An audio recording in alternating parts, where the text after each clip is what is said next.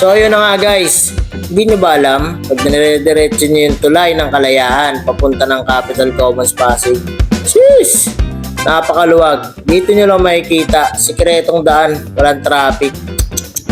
Sabi ko naman sa inyo babangga po. Sobrang convenient ng daan na to guys.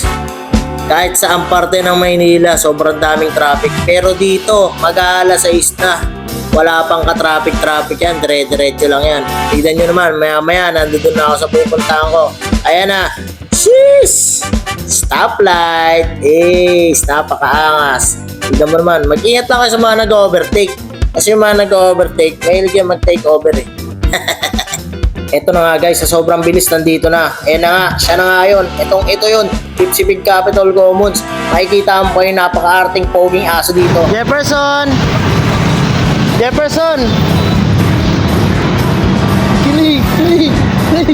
Ang ino, bilis mo, naka-video ka.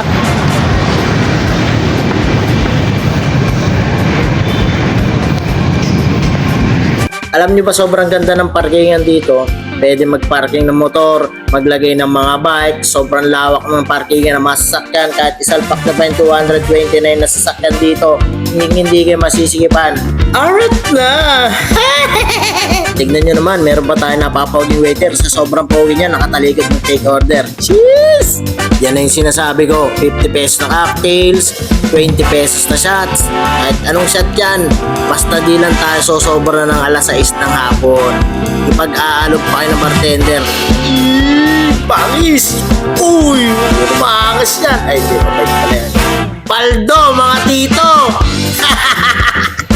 At dyan nyo matitikman ang The Lightning Armor with the taste of lemon with the heaven sent and the light in the universe with the southern Jupiter. Uy, Tipsy pala. Sobrang daming tao niya paggabi. Grabe, dinudumog kami. Kulang na lang, magtakbuhan sila kasi maraming pogi sa Tipsy. Charis! Iba ang crowd dito, par. Kaya ano pa hinihintay nyo? Huwag na kayo maghintay. Kung wala kayong hihintay, magpa-reserve na kayo. Cheers!